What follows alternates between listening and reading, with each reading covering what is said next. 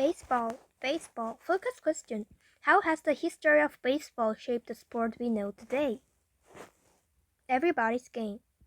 Do you have a bat, a ball, a glove, four bases, and an open field? Then you can play baseball.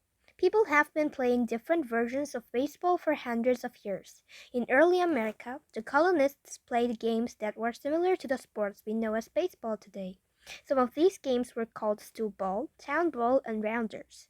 Although many of the rules for these games were alike, but some were different.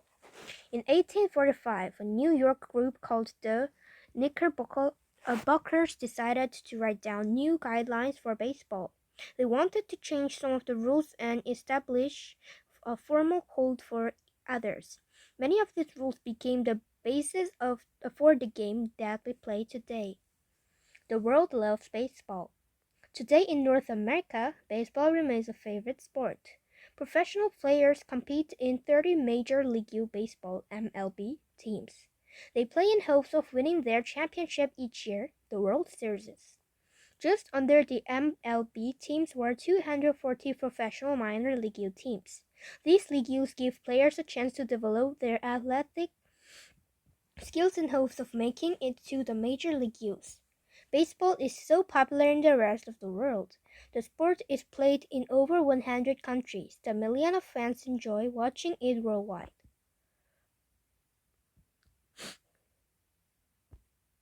Baseball rules.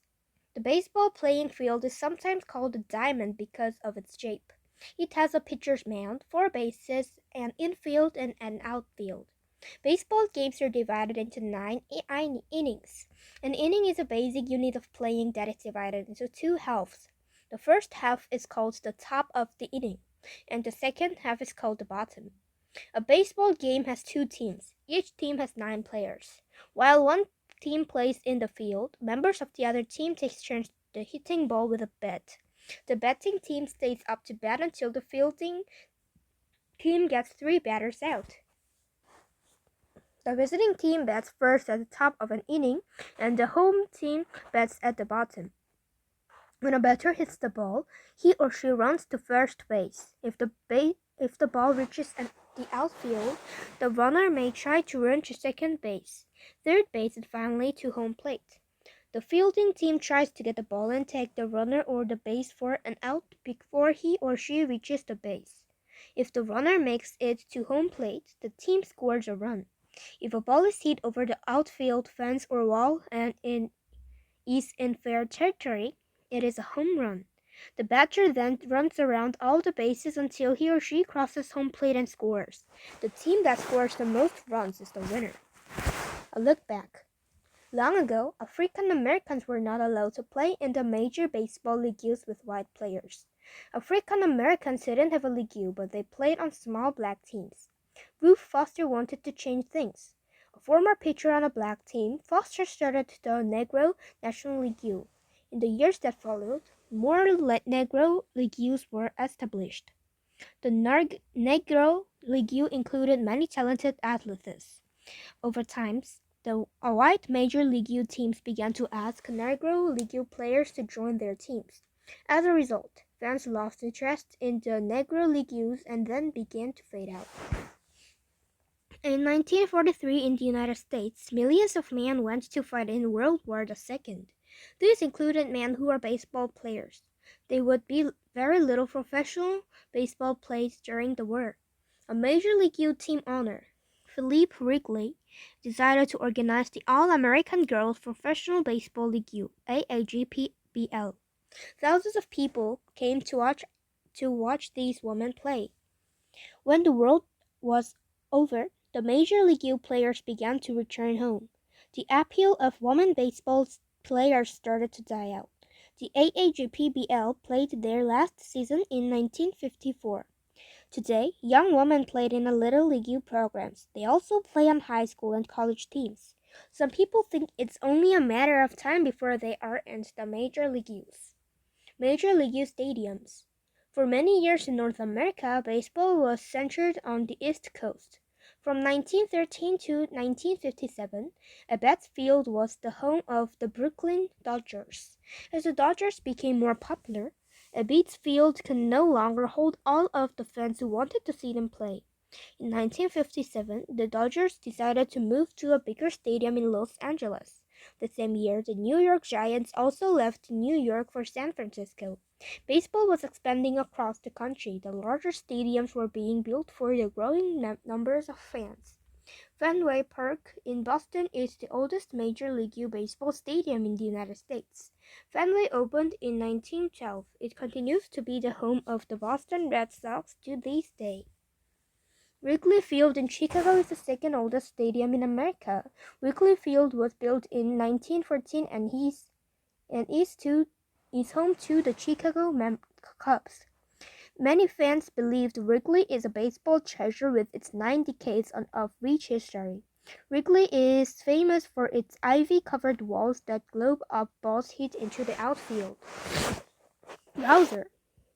Retractable roof stadiums help in areas where weather might cause game delays or cancellations. The first stadium of this kind was the Sky Dome in Toronto, Canada, built to keep the game going in cold or snowy weather.